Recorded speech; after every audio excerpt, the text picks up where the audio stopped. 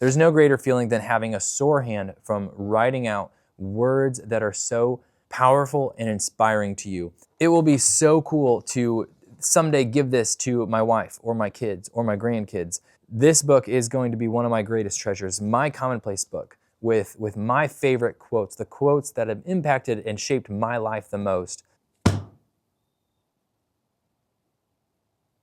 Keeping a Commonplace book is a newer habit of mine. I've been growing as a reader for the past 4 or 5 years. Each year I read more and more books, I do a better job of taking notes, and I'm continuing to grow in being able to remember what I read. Well, starting this Commonplace book is the newest step in helping myself to remember what I read, but also to then utilize what I read. The knowledge I gain, I want to use it in some way, form, or fashion. I kept seeing videos about Commonplace books, and I knew I needed to start one. Well, this massive journal, kind of my Gandalf journal, I got it for a gift, and I didn't know what to do with it. And finally, once I knew what a Commonplace book was, I was like, this is the perfect thing for this journal. This is a newer habit of mine, but already I absolutely love it. Taking the time to go back through the books I read 3 and 4 years ago up till today, sitting down with them and looking through the notes I took and writing down quotes in this book is really good, a refresher for what I have read. Well, I started my Commonplace book with missionary biographies that I've read in the last 4 or 5 years.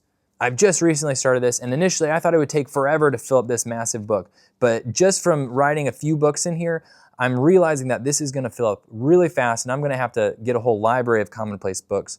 I started out with Shadow of the Almighty, which is one of my absolute favorite books. The book is about the life of Jim Elliot. His wife, Elizabeth Elliot, takes his journals after he has been martyred for his faith, and she writes this incredible book about his life's journey and his mission to take the gospel to this tribe in Ecuador who has never heard about the gospel of Jesus Christ. Jim Elliot is one of my heroes, and so I could have written the entire book in here. It was very difficult to pick and choose which quotes I wanted to put in here. The next book that I put in here was John and Betty Stam. This was a young missionary couple that were martyrs for Christ. The book I'm working on now is what book is this? The book I'm working on now is George Mueller, Delighted in God by Roger Steer. When I have time, I sit down and I write out my favorite quotes line by line. What I like to do is take an index card or a business card so that I can keep my lines straight. Otherwise, I'll start trailing off and it's gonna look horrible. I also like to write in capital letters because I think it looks a lot neater. I'm very intent on writing the page number next to the quote, and I'm starting to write some actual notes on what the quote is about. There are a number of books I want to write, and so if one of the quotes is something that I want in my book, then I'll write that book title next to it so I can easily find it. The whole point of this book is having a resource that I can come back to. As a pastor and a writer, I'm continually using quotes in teaching, in sermons, and in books that I write. The last book I'm currently working on is Lectures to My Students by Charles Spurgeon, a book that I absolutely love, and I am just working through putting some of my favorite quotes in here. There's no greater feeling than having a sore hand from writing out words that are so powerful and inspiring to you. I feel like it's probably similar to a runner after a marathon, having those sore muscles.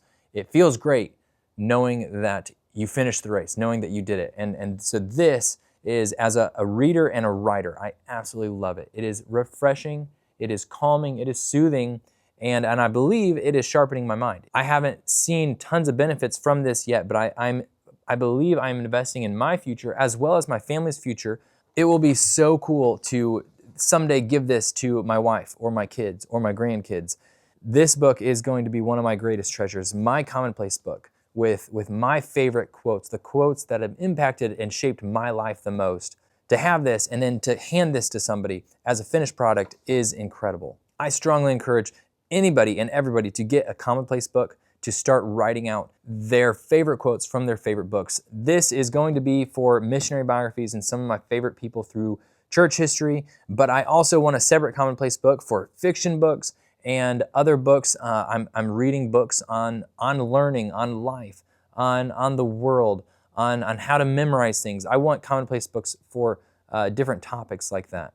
It doesn't have to be a fancy journal, it can be anything, but I just encourage you, grab a journal, grab a book that you've read and taken notes in, and sit down with it and write out your favorite quotes in it. The next step for me in this is actually starting a note card system. So taking some of my all-time favorite quotes from this that I want to use in books in the future and filing them away in a note card system so that when I want to write my books, I can come back and I never have to look at the blank page. Working on both of those things is time consuming, but it is so worth it. And it really, in the moment, it's refreshing and it makes the quotes go deeper into my heart and my mind. But I really believe that I'm making the journey ahead of me as a writer so much easier by putting in this hard work now.